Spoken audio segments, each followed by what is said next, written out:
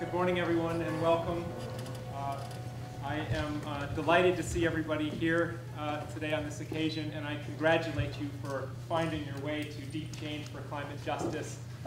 It is probably should be no surprise that I consider this to be a totally historic occasion, and I have great sort of curiosity to see, okay, who are we here in this room here? Who are the people who have stepped forward to help us coalesce the transformational movement?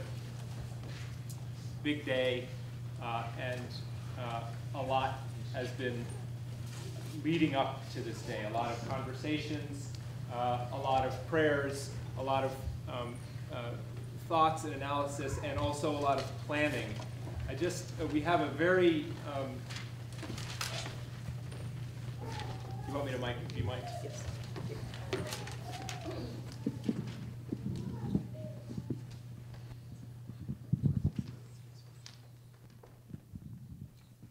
Planning. Speaking of, we have a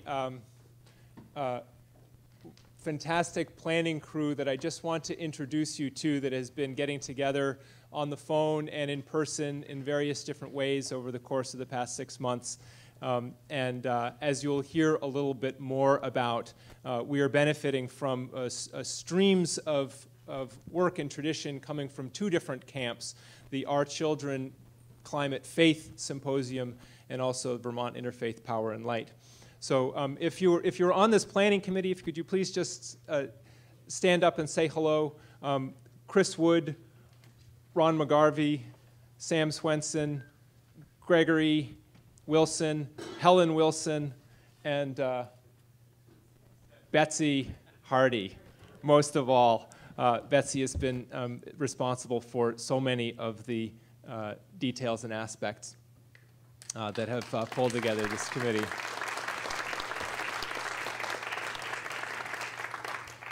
Actually, maybe Betsy and Gregory, would you guys come up for a little bit to say hello? And we're going to progressively frame this conference more and more, but the outset, Betsy, can I hand this to you? Sure. Hello, I am so glad you all are here. It's just wonderful. So I am the staff person for Vermont Interfaith Power and Light, working with a wonderful board, many of whom are here. So if you are a board member for Vermont Interfaith Power and Light, please wave your hand around, and thank you all. So I think many of you, most of you, I hope, know a little bit about Vermont Interfaith Power and Light, so I'm not going to say very much. I'll just say we are a Vermont nonprofit working statewide with communities of faith, all faiths, on climate change, single issue. We have a number of different ways we do that, and I'm not going to go into those details, but we do have a table down in Newbury Market. Please stop at that table, and you can find out a lot more about our work and sign up for our newsletter, and et cetera, et cetera. So I just want to say a little bit about this wonderful gathering. We've been doing annual meetings for several years now, a number of years. Our Children Climate Faith Symposium has been doing their symposiums for a number of years, and this year we've come together to do it. So this is new for us. This is a new experience, and it's been a wonderful experience, and I got to meet Simon and many other wonderful people on our committee that I didn't know before. And it's just been a wonderful experience, and we hope this day will show that. It's also been a bit stretching for us at times, and because we're two different organizations, and so we have two different ways of doing things and approaches, and so this conference today is a little bit like an Interfaith Power and Light conference, but different, and I think a little bit like an Our Children Climate Faith Symposium, but different. And so bringing together these two groups, as I say, it's been wonderful and it's stretched us.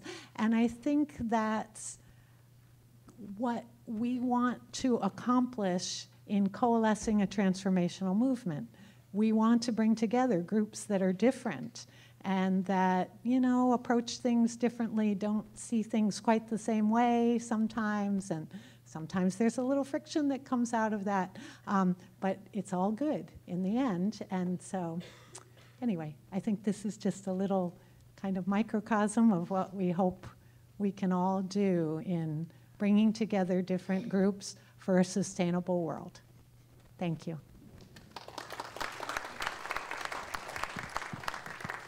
Hello, my name is Gregory Wilson, and I'm writing the book about those frictions.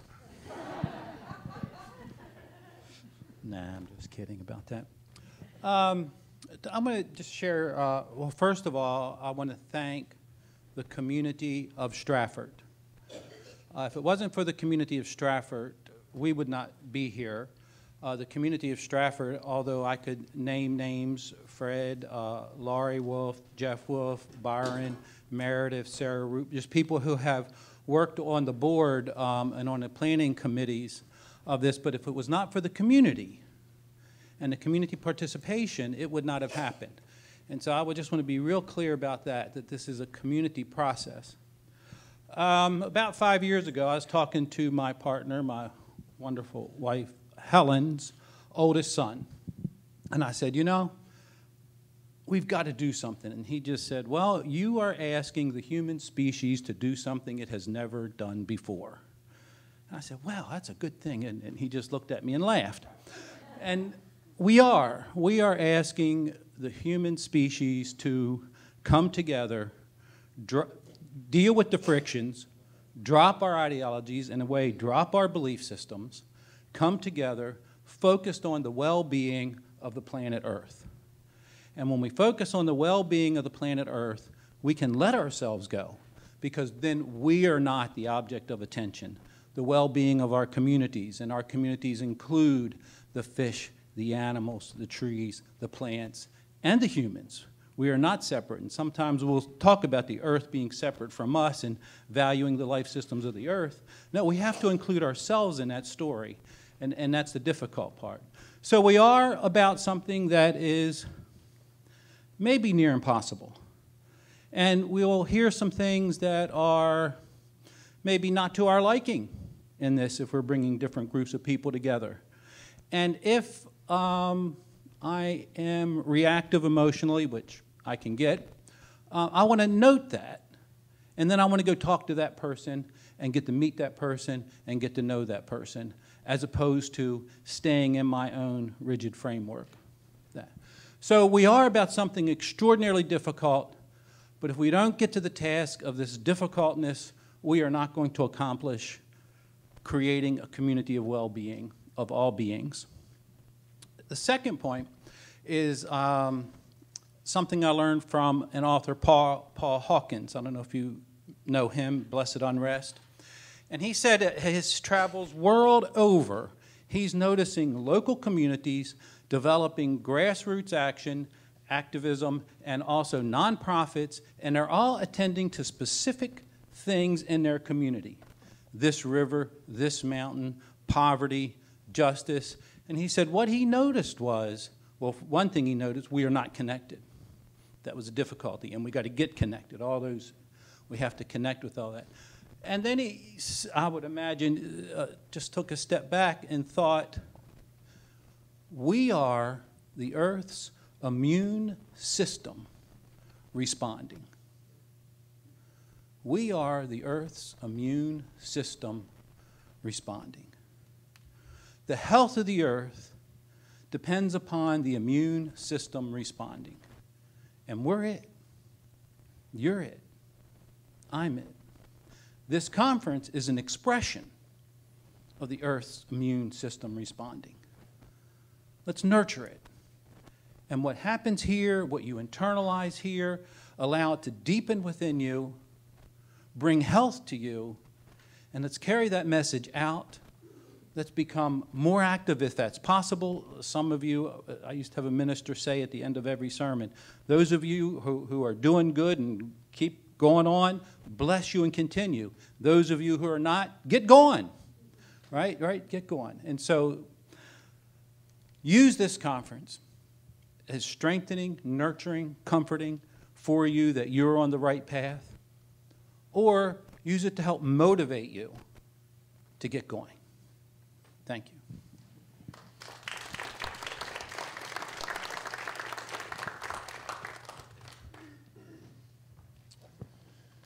So, in addition to meeting one another and learning new things, we are envisioning this conference as a time where a certain event will take place, a certain coming together will take place.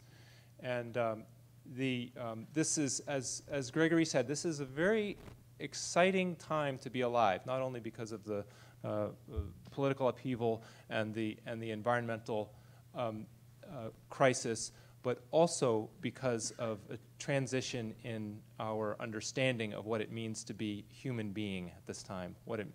Our understanding of the way this world works is going through a very deep transition. If I were to say in very simple terms, you could say at this time that we as a humankind are transitioning large scale from a belief in separateness, that is, that this world is made up of all of these little atomized parts, that the material world is the fundamental basis of reality, and we are transitioning to true understanding of oneness, that this world and this instant is emerging out of a unified field to which we are all connected. Therefore, we are all connected to one another in ways which is much more profound than would be assumed by the model, the paradigm that we have been inheriting over the past several hundred years. This transition has extremely profound effects for every single discipline and every single human activity. And most of all, it has implications for how we go about the work of transforming our society so that it can be in balance with the natural world. So everybody is working on this. Many, many, many people are working on this in various different ways, and we've picked out, for the purpose of this conference, 5 different strands.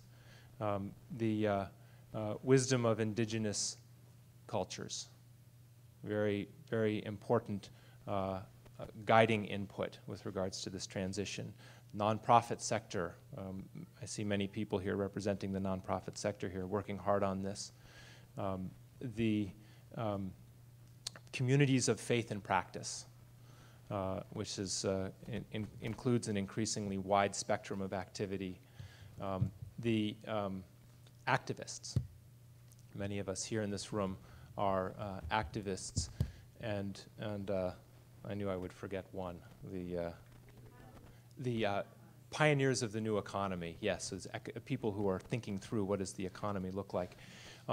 This particular shift of our fundamental story of what's going on in this world, and shift in our consciousness, fundamental shift in our consciousness, is now shining through all of these different sectors, and each of them are coming forward and saying, this is actually telling us new ideas about how we need to proceed with the work that we have to do together. This is making us question some of the ways that we've been going about our work for the past, in recent decades, and bringing forward new thoughts about that. So part of what we want to do in this conference is to, within each of these communities, and I'm hoping that everybody here, roughly speaking, says I pertain to one of these communities over another one. I feel like I want to go and investigate this particular community. To recognize the ways in which story change and consciousness shift are manifesting in our work. And then, this is the part that we put under the category of coalescing the transformational movement, to bring these strands together, that we can, as a larger community of people who care deeply about the future of this planet and are working together to preserve it, can recognize the landscape, recognize the broad outlines of this broader movement that is working through us. So that is that is a very, very significant undertaking, and to my knowledge, it has not been undertaken in this area or perhaps anywhere. So we have a very, very interesting job to do together, and it's going to call on a lot from all of you. You may have some part of your mind that is thinking along the lines of, when I come to a conference, I'm in the passive role and I get to listen to somebody who's up here on the stage. Actually, this is a much more dynamic situation, and the action of this conference is taking place at minimum up here and more out there. In fact, people out there coming up here, people up here coming out there, and folding together this, all of these different activities and thoughts together into broader, commonly held recognition. I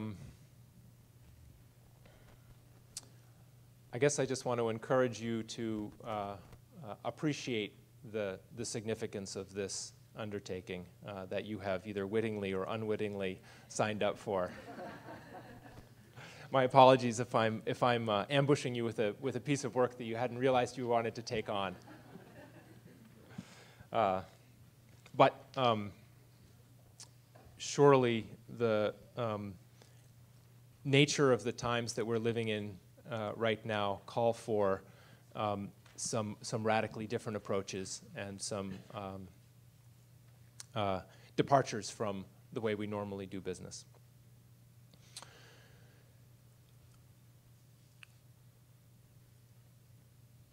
So what I want to do right now, we're going to hand over the stage, as it were, the people who are going to be holding this space to.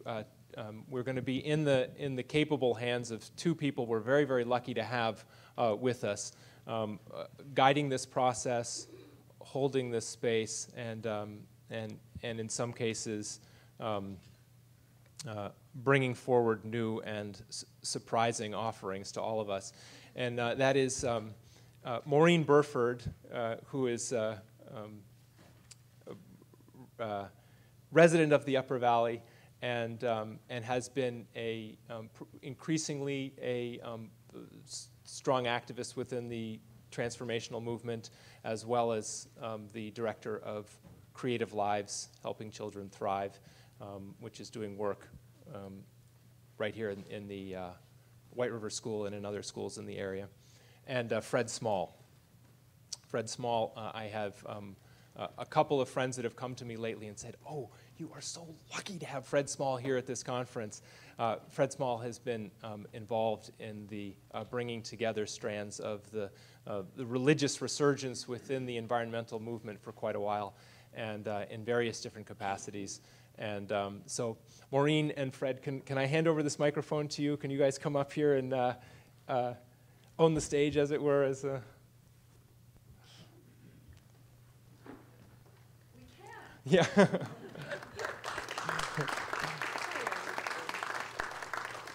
So I'll hand this one to you.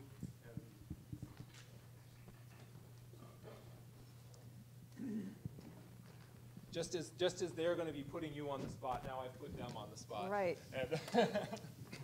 And you know, I see so many familiar faces and friends I haven't had a chance to see in a while. So, and I've had the pleasure of getting to know Fred and hearing a little bit more about his story of how he came to be doing what he's doing.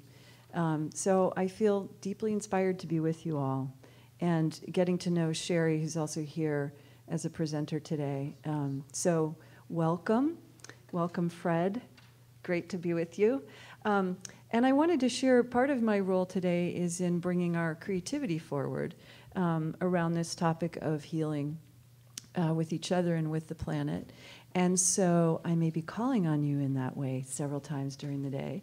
And if you have something in the evening, we've set aside time to share our voices in our own ways through what we could call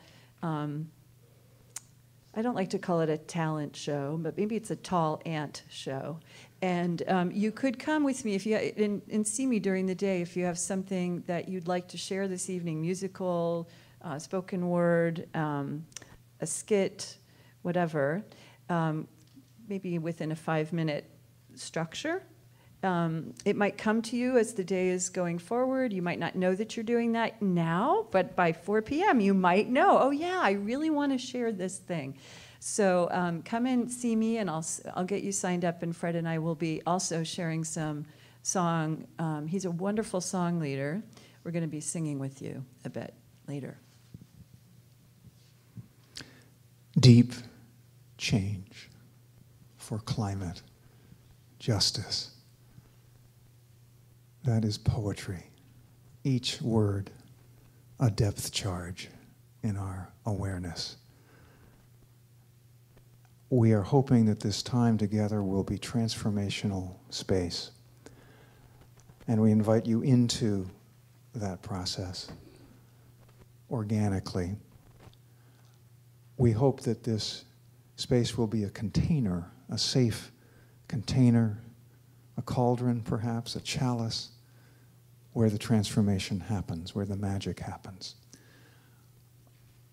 We hope you will be sharing freely, and we ask that this be a confidential space, in that we not attribute to individuals by name anything that is said, because that's theirs. That's their voice and their choice to share here, but not necessarily on Facebook or Twitter or in the wider world. So I feel deeply privileged to be here. I'm very excited at all the gifts all of you bring.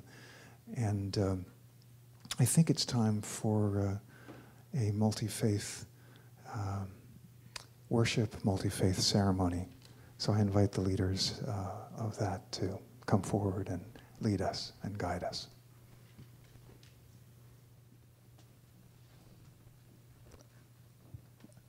Kwe Iguano. Hello and welcome. Willie Spuzwell, good morning. Thank you for having us here with you. It's an honor to be able to open this space with prayer with all of these wonderful human beings behind me, and with all of you as well. Andali Wisi Wanahamugasad, my name is Sherry Mitchell, Najio Benawabskik. I'm from the Penobscot Nation. And when we begin any process, whether it's a family gathering, a community gathering, ceremony, we always open that time together with prayer, so that we're sure that we're honoring all of the elements of creation that we're sharing space with, so that we're honoring the ancestors who have come before us and carried forth this thread of life that allows us to exist, and that we're honoring the future generations, those who are going to follow us in this thread of life. And so there's an elder whose name was Shiskro, who said, "The soil you see beneath your feet is not ordinary soil. It is the dust, the bones, and the blood of my ancestors."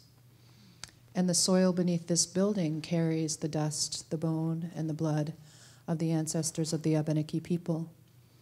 And so I'd like you all to stand with me for a moment to honor their presence here.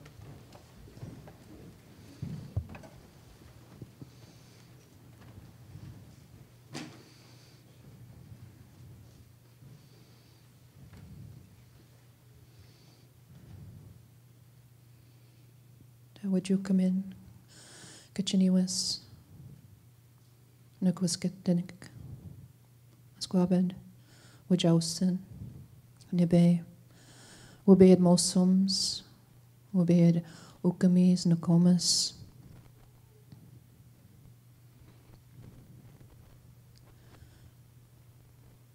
Would you come in? Wanahamugasit, Nalnidaps, Nidapesks. Kachi Waliwan, Kamachkazalmo, Kamachkazalmo Nigwaskiptanik, Chamitax, Amolsum,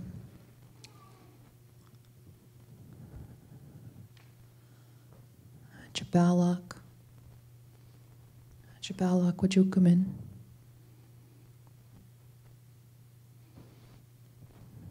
Anigwaskiptanik, Nukmas, Nukwas. Now would you come in? Obeyadanka, Obeyad Mosum, Obeyad Oasus, Aguano Ojukamin,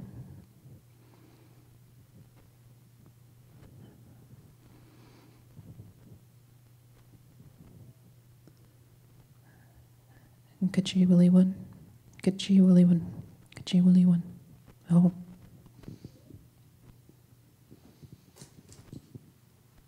I always walk away and I don't translate what I say when I pray, but what I did was I just invited all of the elements of creation, all of the beings that guard the four gates, the Creator above, Mother Earth below, and the Spirit that lives within me, to be a part of this process and to hold this space for us so that we can come together with good hearts and good minds and do the work that we're meant to be doing together. So thank you for giving me that time. Thank you very much.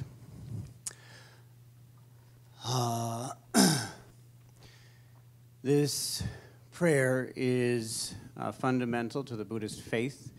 It is a statement of our commitment to and love for all living things.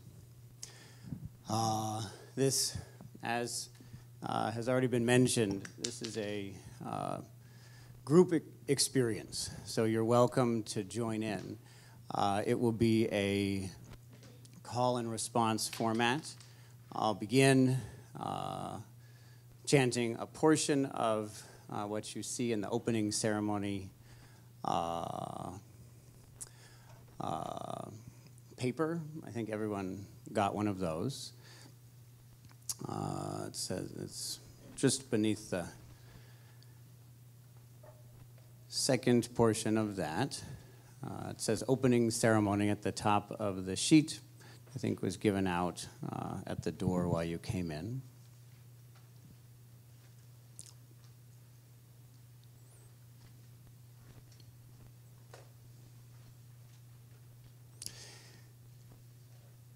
And even if it's too dark to read, you can simply follow along. I will chant it, and then we as a group will chant it. And while the four of us are chanting it together, please follow along and be loud. It's more important that you put your heart into it than that you pronounce the words correctly or get the melody correct. That isn't important. What's important is our hearts, how heartfelt our participation in a commitment to life on Earth is. So please just throw yourself into it, forget yourself, and love the world. This is Buddhism. So I will begin. I'll chant the first two words, Panatipata Vedamani, and then we'll all chant that. And then I'll chant the next two words, Sikapadam Smadhyami, and then we'll all chant that together. And it simply means that we're dedicated to the activity of not destroying life, but caring for life. Yes? Oh, I'll chant much more slowly. It'll be much more slow. Yes. And I don't, could we stand in a way that we can all see we're all in a line, perhaps? Just so that we're not, yes, very good. Thank you. Yeah, maybe just curve around here. Very good. All right.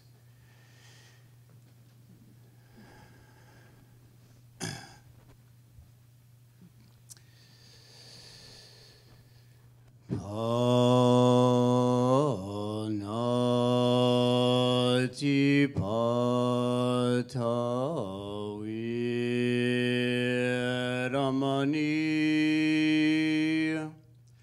Panatipata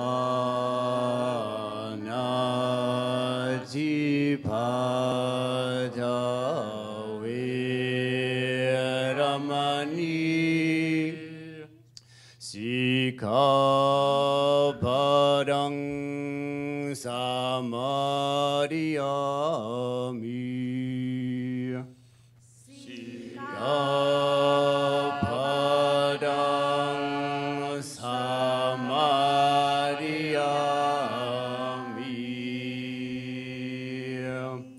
Panatipata Veramani.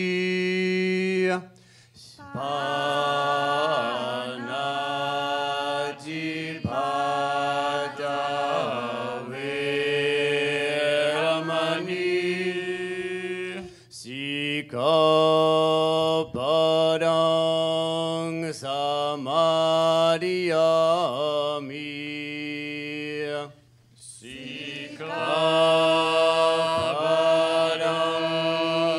samadhiyami.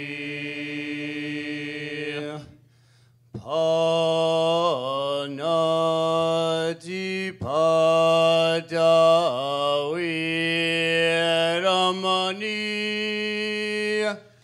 Panatipata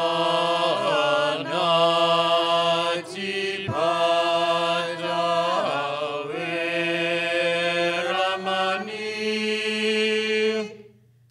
Sikapadang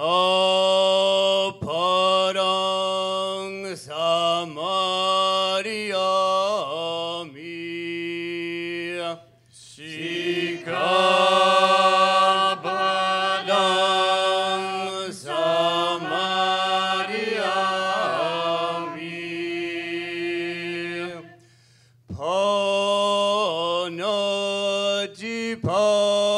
Panatipata Veramani.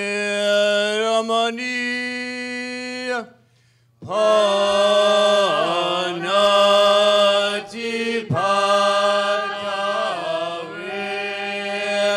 Veramani. Sikapadang samadhiyami. Sikapadang samadhiyami.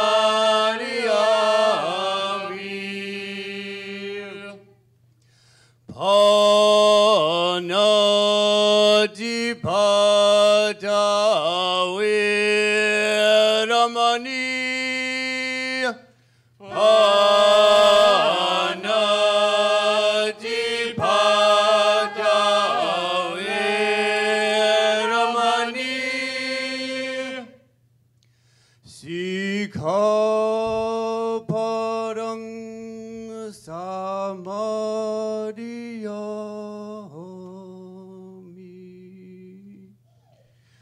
Sikapadang samadhiyami.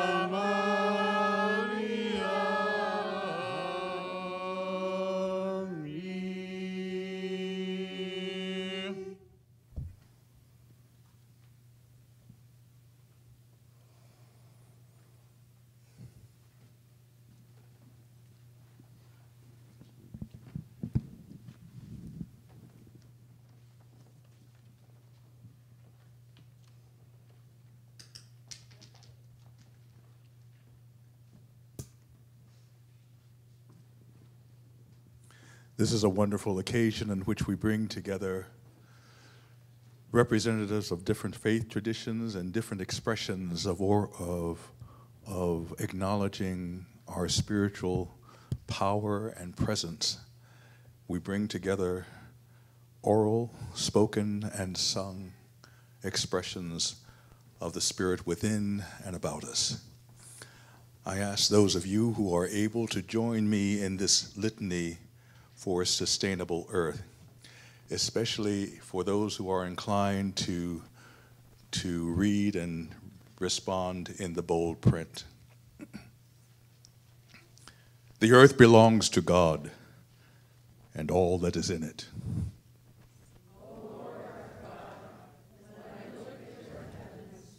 What are your fingers, the moon and stars that you have? What are that you are mindful of them, and mortals that you should care them. God has told you, O mortal, what is good.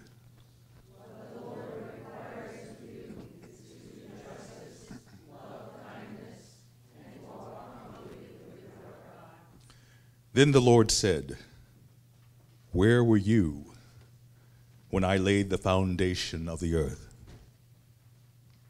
When the morning stars sang together and all the heavenly beings shouted for joy? Have you entered into the springs of the sea or walked in the recesses of the deep?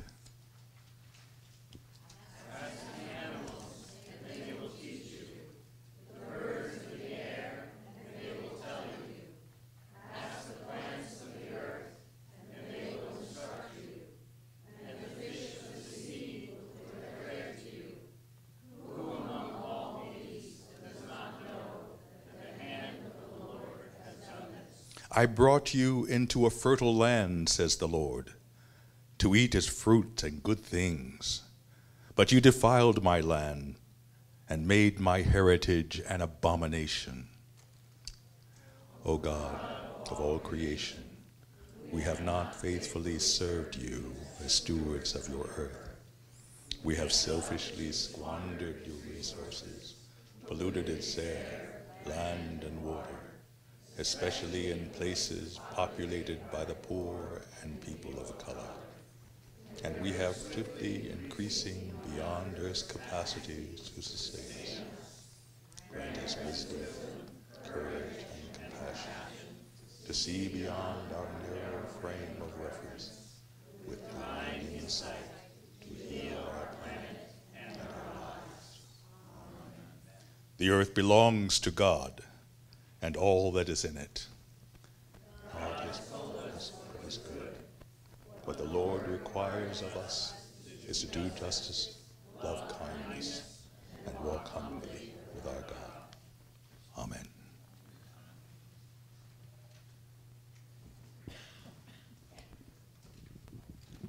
We request everyone to be seated for this prayer.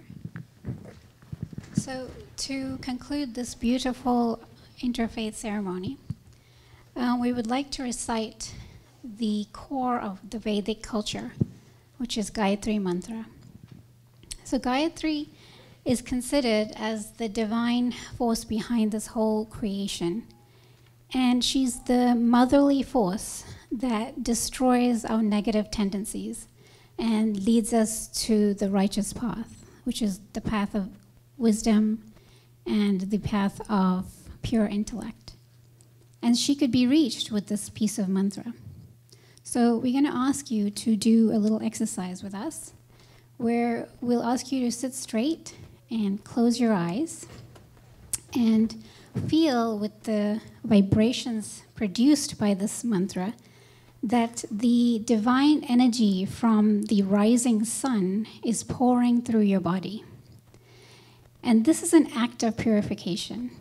And we pray that this act of purification brings union and oneness to us throughout this conference and when we go home. So if you do know this mantra, you can join us. Otherwise, feel its vibrations. Om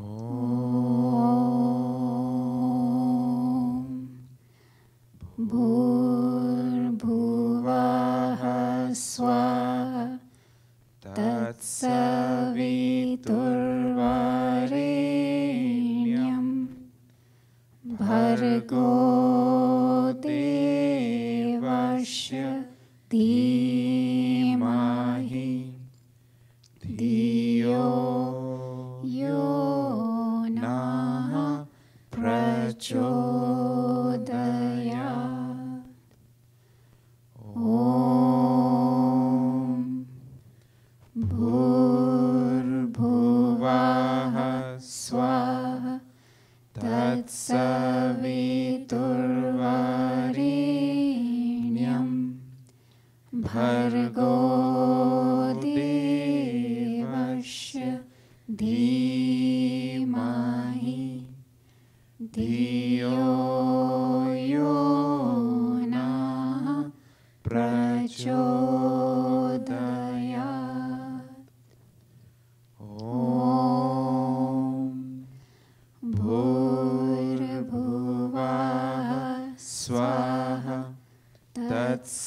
सवितुर्वरेण्यं भर्गो देवस्य धीमहि धियो यो नः प्रचोदयात्.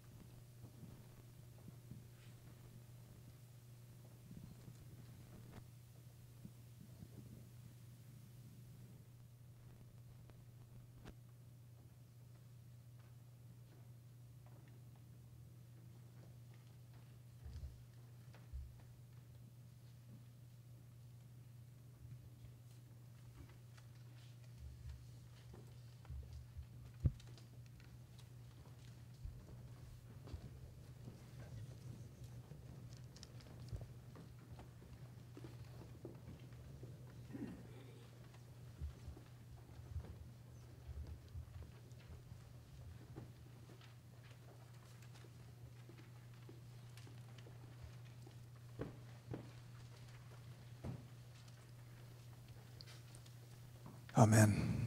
Ashe, and blessed be. Thank you. Thank you for your sharing and your leadership from these various faith traditions. We face many dangers, and one of the greatest, I think, is numbness. Forgetting to feel, refusing to feel. I think we need to feel everything. Feel the grief, the anger, the shame, the joy, all of it. And I'd like to begin with gratitude. Meister Eckhart said that if your only prayer is thank you, that's enough. So I'm going to invite you into a guided meditation.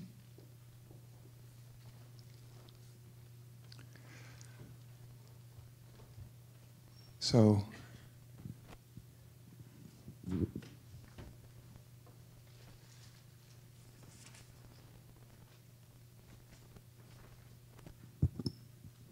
I invite you to find a position that is comfortable for you, ideally with both feet on the floor and your back upright but not rigid.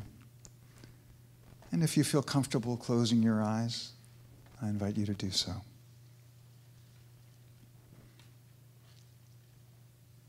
Think of a place in nature that has special meaning for you.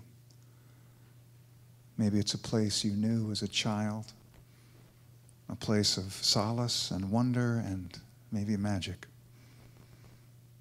Maybe it's a place you return to as an adult, where you find a measure of peace or a sense of the divine. It doesn't have to be a remote wilderness. It might be a tree in the city or a corner of your backyard. Whatever it is, I invite you to bring it vividly to mind. Imagine its unique colors, the subtlety of its textures.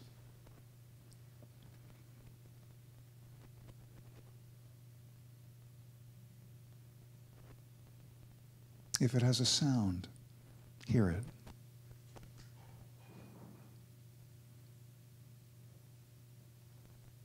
If it has a scent, smell it.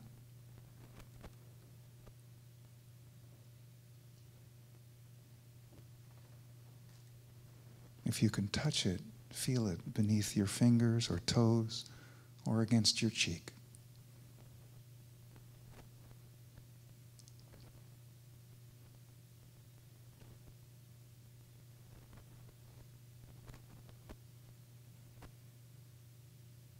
Feel your affection for this place. your love of it, your need for it.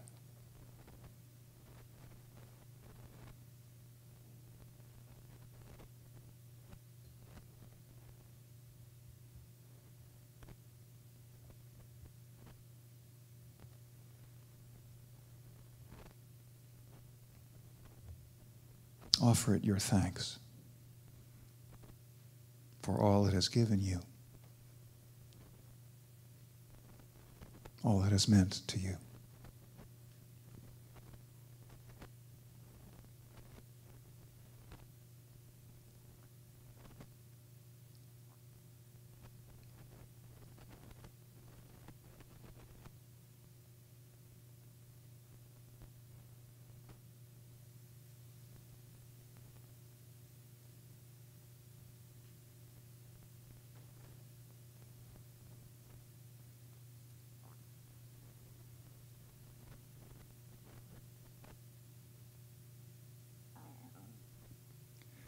Is there something this place wants to say to you?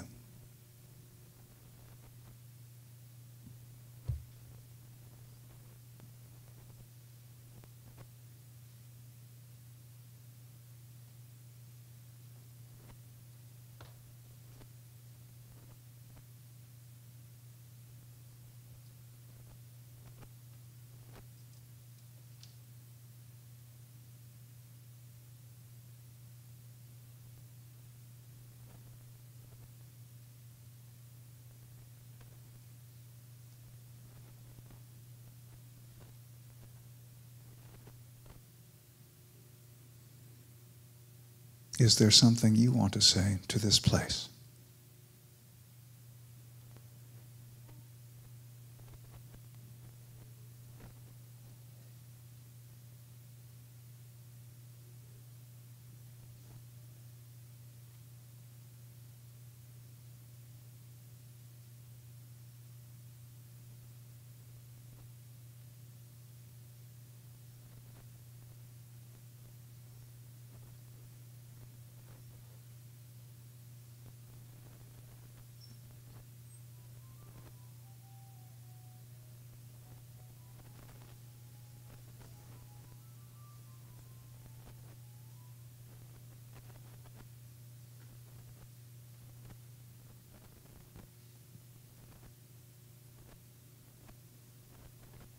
Now bring your awareness gently back to this place and time.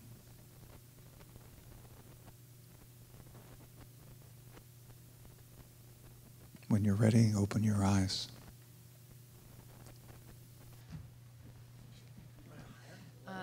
No, lower, so that it's not in my face. That's great. Thank you. Can you hear me? Yeah?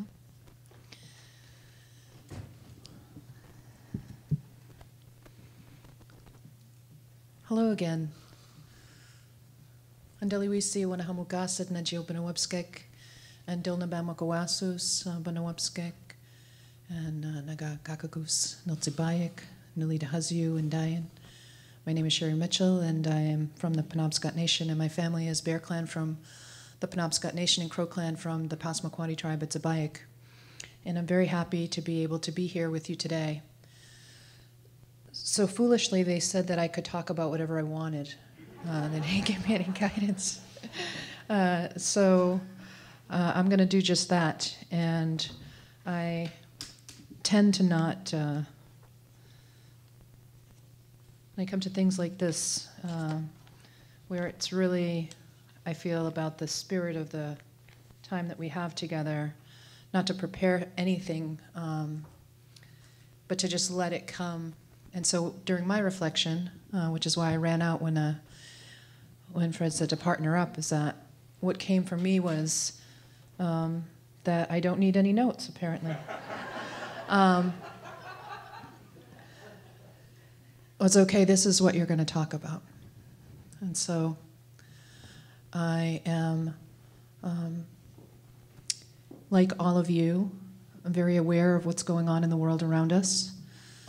I do Indigenous rights work, which is agonizing, to say the least, most often.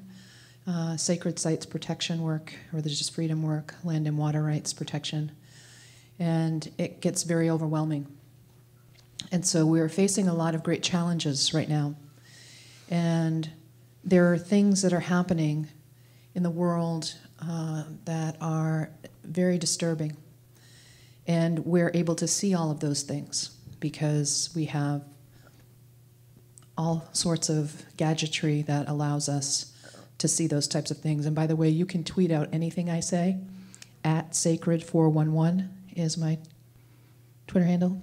So feel free. And one of the things that I often hear from people who are doing this work is, I can't sleep at night now that I'm doing this work.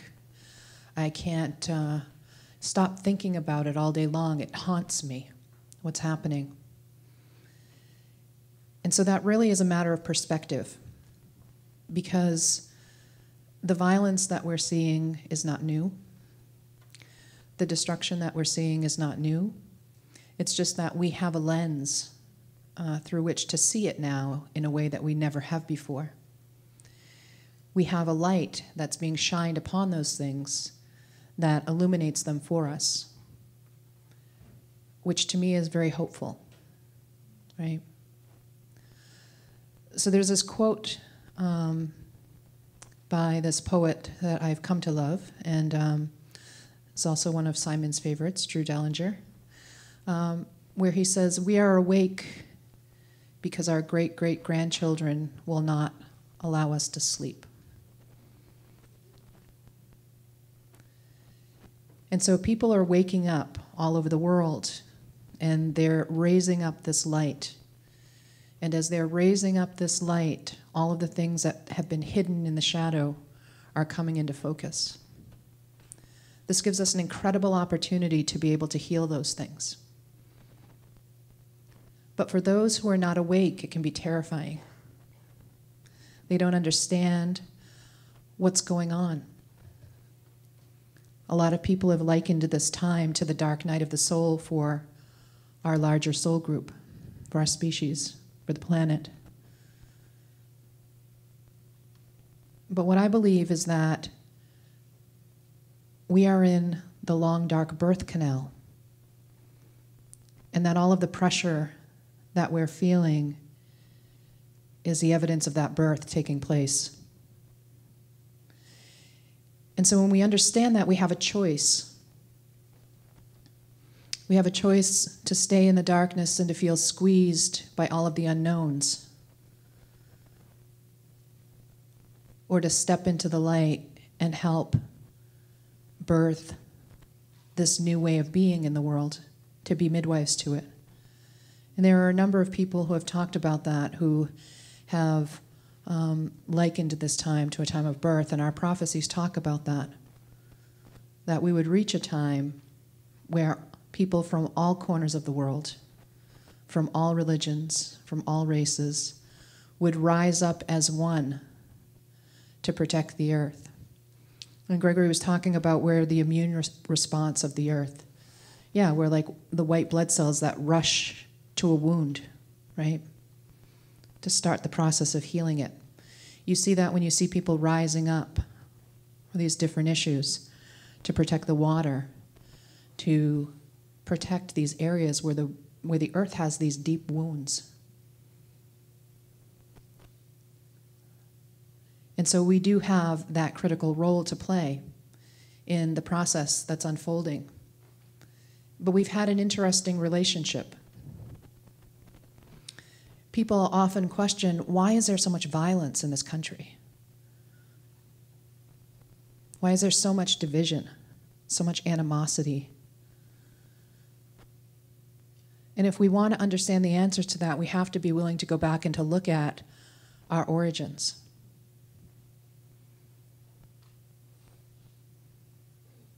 I was meeting with a group last night in Stratford and told them this story about how I had been paddling when I was a little girl, about 8 years old, with my grandfather, and our community our tribal community is comprised of 200 islands in the Penobscot River. And I was stepping out into the water so that I could, pull the canoe up on the shore so that he could get out. And when I stepped out of the canoe and I had one foot in the canoe and one foot in the water, he said, Duz, which means my girl, isn't it amazing to think that thousands of years ago, our ancestors stepped out of their canoes into this very same water and walked onto that very same island? Isn't it amazing to think about that history? And then he asked me a question, and I gave him a wisecrack answer. And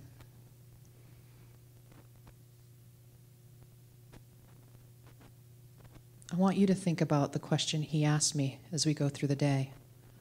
What do you think they thought of and dreamed of for themselves all those years ago? And so indigenous people lived in harmony with this land for thousands of years. There's archaeological evidence of our people, Wabanaki people, in our homelands, because we were never removed from our homelands. They just kept getting smaller and smaller and smaller, and then they called them a reservation. There's evidence of our existence there going back 15,000 years. And so we have that continuity of place. But this is also the Northeast, the place of first contact. It's the place where the first blood was spilled here. And so we share this deep collective wound. We share this incredible pain that we carry. Science has now proven that generational trauma is carried in our bodies. We all share that. As I explained last night, that it's horrible that entire groups of people were wiped out, that there was this horrific genocide that happened here. And the grief of that is devastating.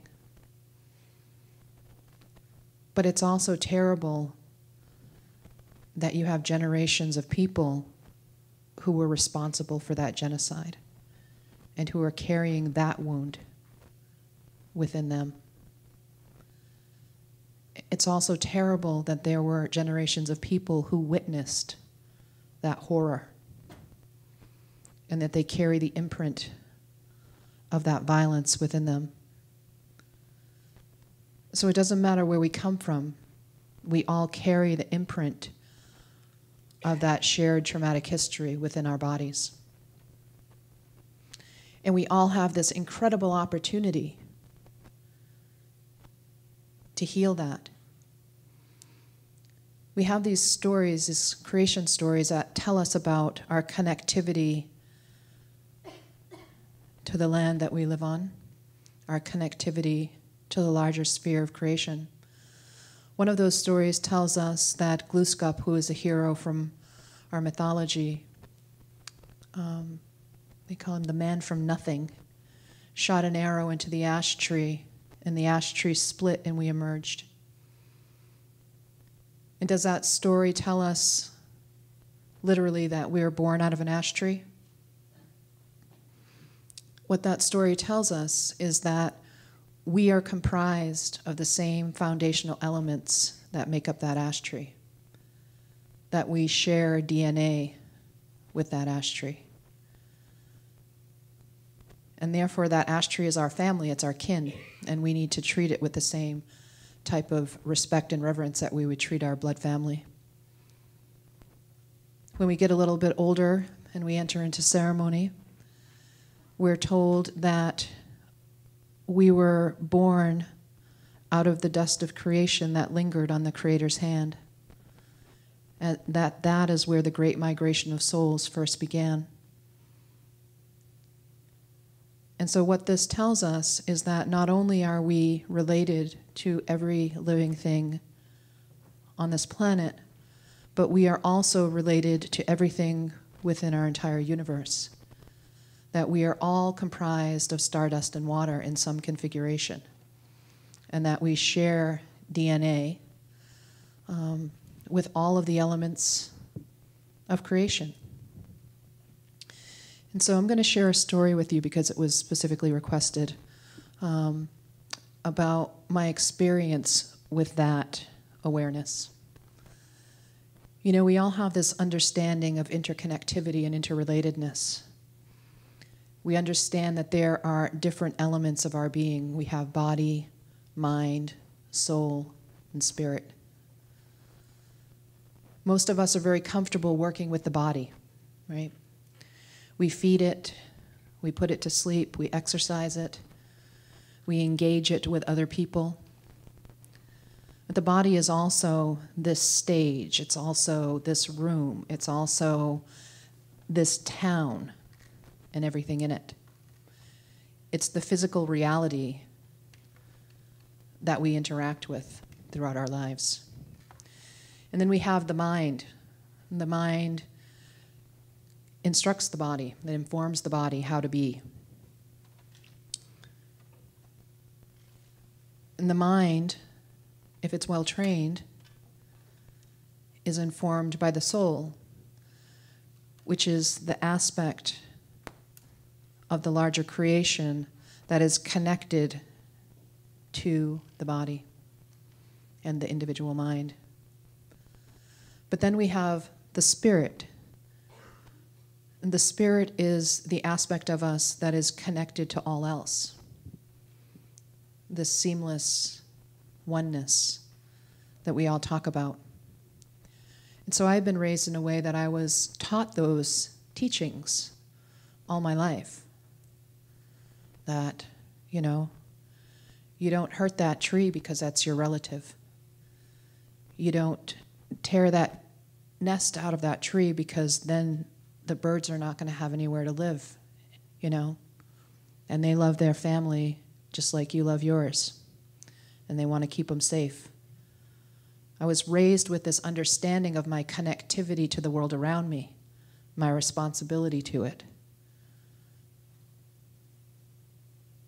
But this idea of oneness, this amorphous, theoretical idea, was hard to grasp. And so there was one day about 20 years ago when I was learning a specific spiritual practice from one of the elders that I work with. And I was being taught how to see the life force, the energy that surrounds living beings. And so I've been working on that for a while, and I was sitting at work one day, and I was really young, so I didn't have much invested in the job that I had at the time, and I felt committed to higher purpose than being chained to that desk, and I was feeling really agitated, like I needed to get out of there, I needed to go sit and pray. So I left, and I went home, and I went and sat behind my house. There was this giant oak tree. The place where I grew up is called Oak Hill.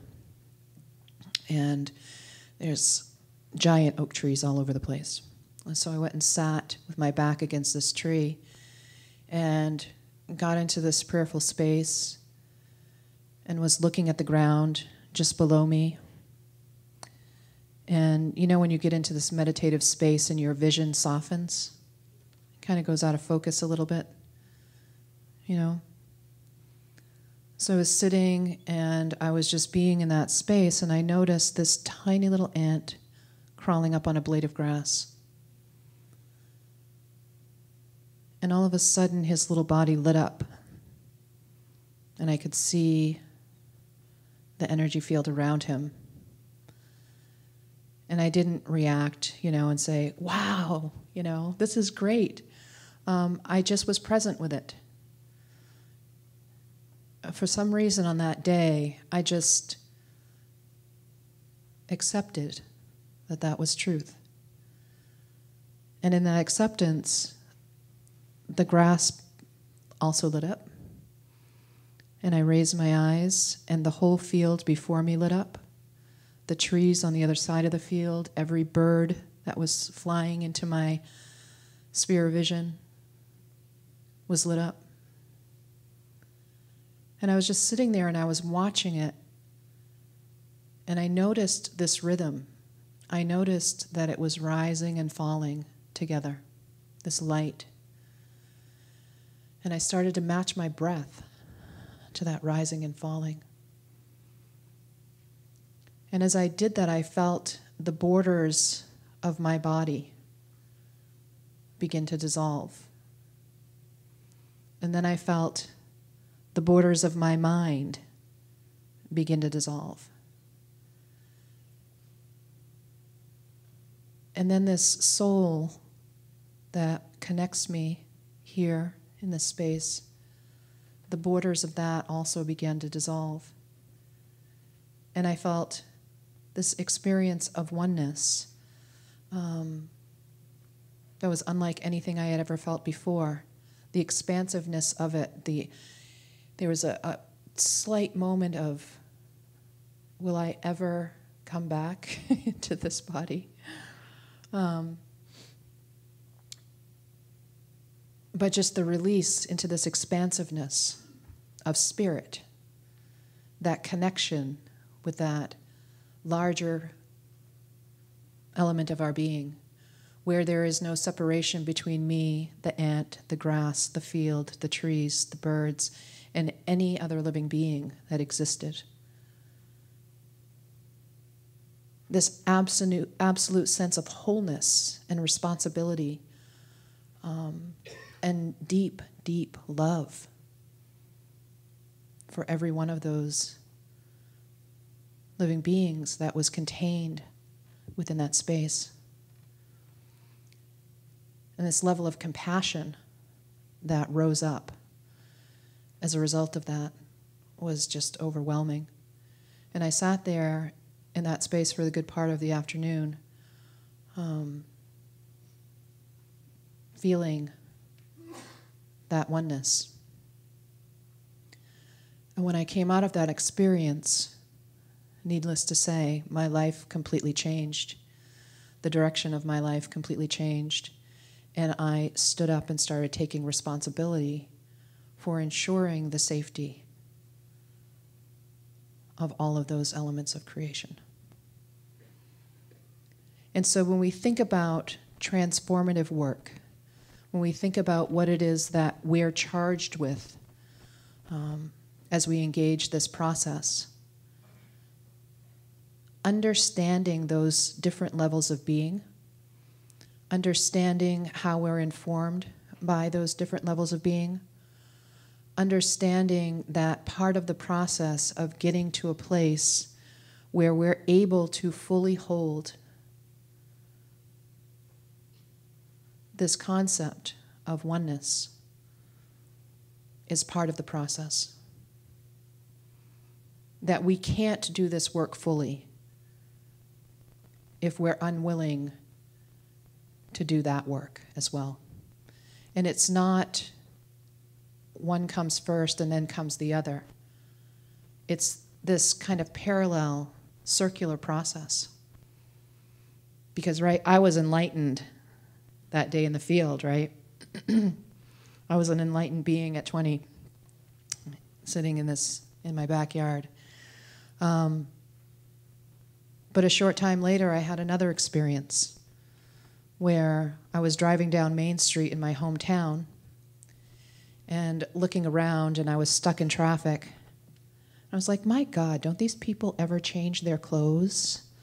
Don't they ever cut their hair? Don't they ever watch TV? They all look exactly the same as they did 20 years ago when I was a kid. You know, nothing ever changes in this town.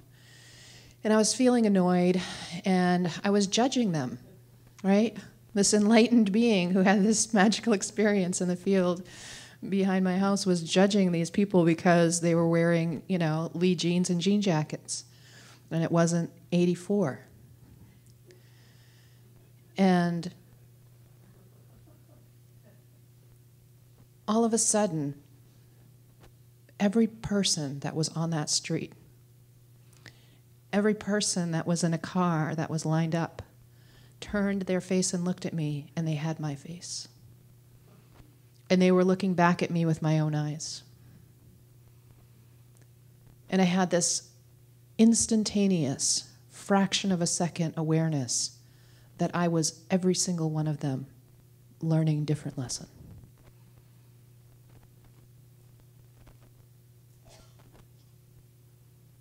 And so when we think about what it is that we're doing, how we engage one another, these processes that we go through,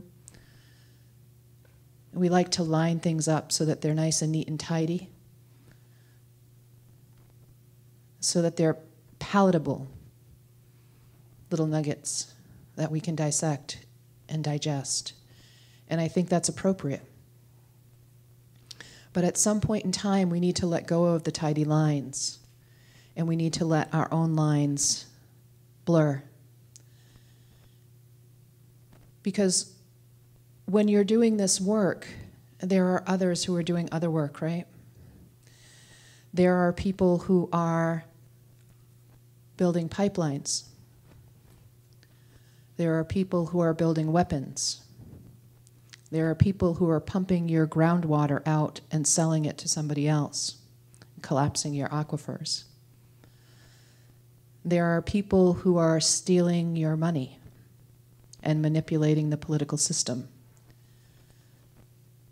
And you have to come into contact with all of those people. And you have to figure out, how am I going to do this work with that other person, right?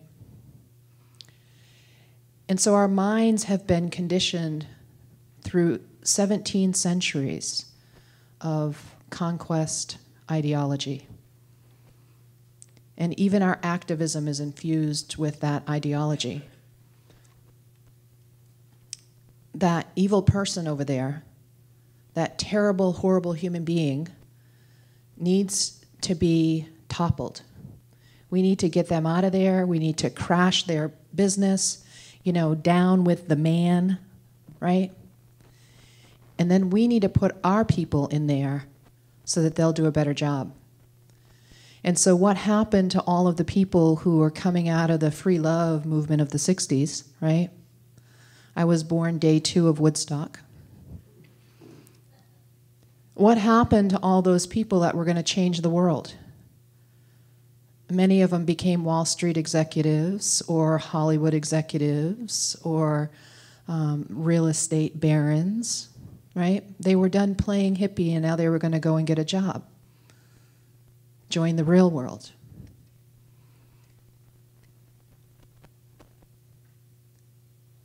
Some of them toppled the industries that they despised, and they put their own people in there. And did they change the system? Is our political system better today than it was 40 years ago? Is there more equality and justice and transparency?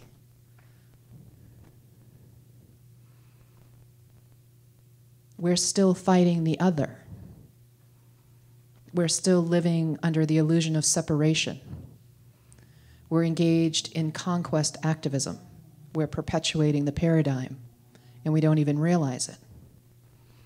And so when we do this work, we have to be willing to take this notion of oneness that we carry within us and put it into real action, right? So I believe in the power of our thoughts to create form. I believe that we have the ability, I don't even think that that's the right word. I believe that we are, in every single moment of our lives, actively co-creating the reality that we exist within.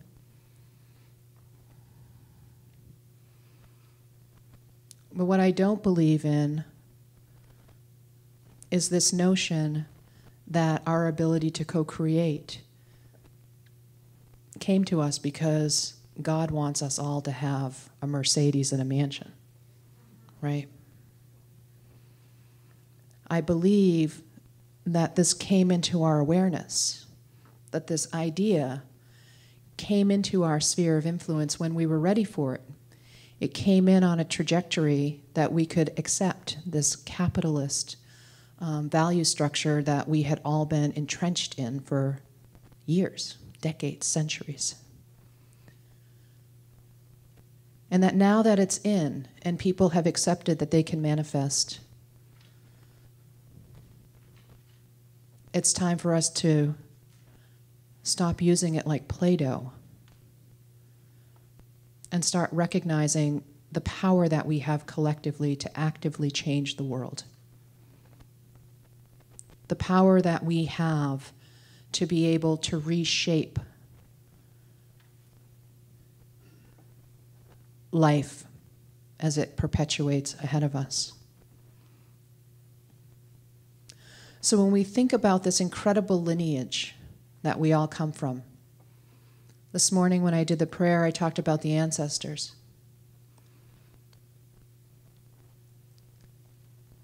And so I remember the time when I realized, my God, I am amazing. I am the conduit for life in all directions of time. The blood of my ancestors is in my veins. I carry them with me. The seed of the future generation is in my body. Right here, within my body, exists the entire lineage of life. How incredible is that? And so we have this incredible lineage, this incredible trajectory that we are a part of. One of my favorite quotes is by an author named N. Scott Momaday, who's Kiowa. And he says, "We are what we imagine ourselves to be. Our very existence consists in our imagination of ourselves. The greatest tragedy that can befall man is to go unimagined." So we have been told by the ancestors that they dreamed us into being. They created this image of us, and they held it in sacred space, and they continued to breathe life into that image until we had the ability to walk into that picture as flesh and bone.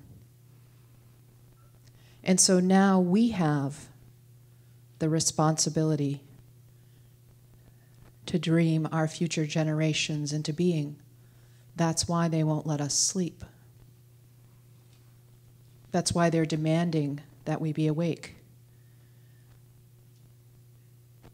Because we are those white blood cells coming to heal a very wounded planet, a very wounded humanity. And as we create this vision of where we want to go into the future, we have to let go of old paradigm ideas. We have to bring our notions of oneness into an actual walk, where we look at the other who is acting so contrary to life and recognize that that's our brother or sister and that they're suffering from a deep mental and spiritual illness. And they need our loving compassion to guide them back. We need to be able to imagine a world that is capable of sustaining life, because giving life to future generations is not enough. We also have to be willing to create a world that can sustain their life. And that is your task. And it's no small feat. But if you look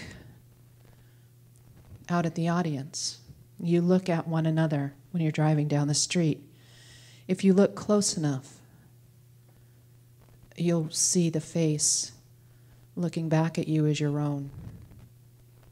And so really, there's only one to be changed, right? And so I'll be with you as you do that work, and you'll be with me. And we'll carry each other, and we'll help each other, and we'll love each other along the way. And that's the true art of transformation.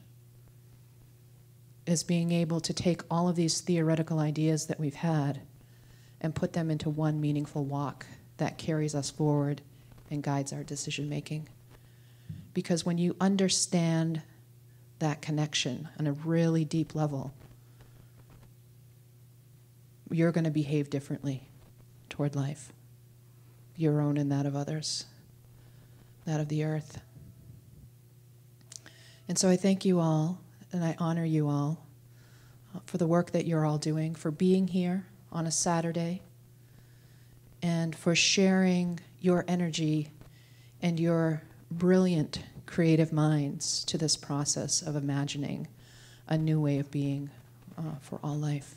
So, Kachiwali-One, thank you very much.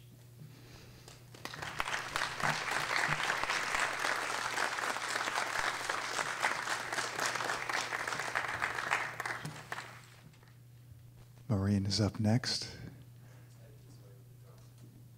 Is headed this way with a drum. That is good news.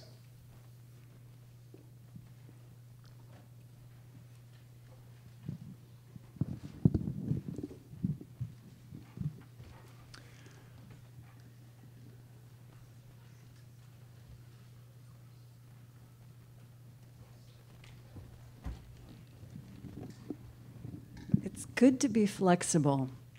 So I had planned a cool creative activity, which we might do later.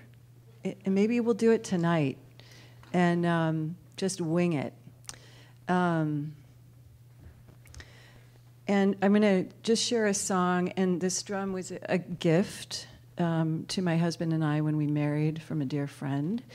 And before I shared it, I just wanted to say that along the lines of what Sherry was saying, when I was a performing child, I would often be stricken with nerves when it was time to share music together.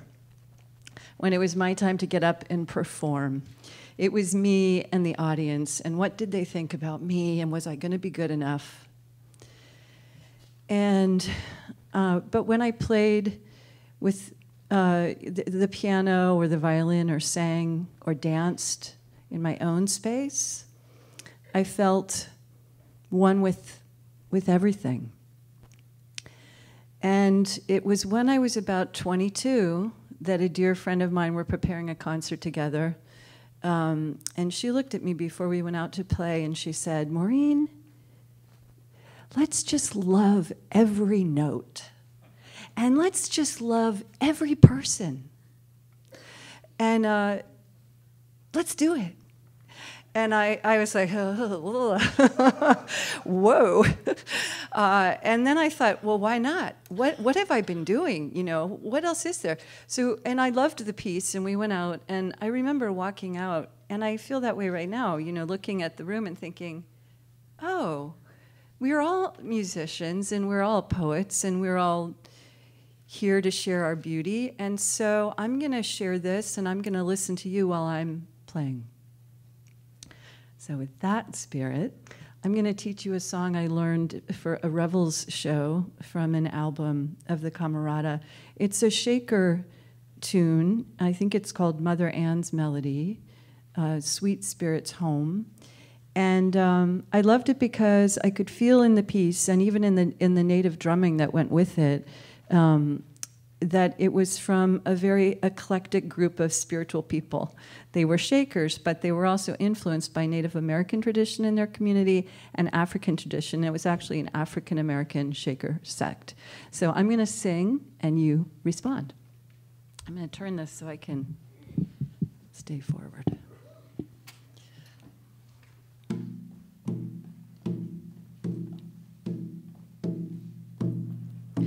Oh, my pretty mother's home, sweeter than the honey in the comb. Oh, my pretty mother's home, sweeter than the honey in the comb. Come, love, pretty love, come, come, come. Come, love, pretty love, I want some. Come, love, pretty love, come, come, come. Come, love, pretty love, I want some. Oh, my pretty father's home, sweeter than the honey in the comb. Oh, my pretty father's home, sweeter than the honey in the comb. Come, love, pretty love, come, come, come. Come, love, pretty love, I want some. Come, love, pretty love, come, come, come. Come, love, pretty love, I want some. Oh, my pretty baby's home, sweeter than the honey in the comb. Oh, my pretty baby's home, sweeter than the honey in the comb. Come, love, pretty love, come, come, come. Come, love, pretty love, I want some. Come, love, pretty love, come, come, come. Come, love, pretty love, I want some. Why don't you stand and just let your body move a little bit? Maybe side to side, and if you want to walk around this space, that's also very great. And we're going to sing, Oh, My Pretty Spirit's Home. Here I go, too. Oh, my pretty spirit's home, sweeter than the honey in the comb. Oh, my pretty spirit's home, sweeter than the honey in the comb. Come, love, pretty love, come, come, come. Come, love, pretty love, I want some. Come, love, pretty love, come, come, come. Come, love, pretty love, I want some. Come, love, pretty love, come, come, come. Come, love, pretty love, I want some. Come, love, pretty love, come, come, come. Come, love, pretty love, I want some.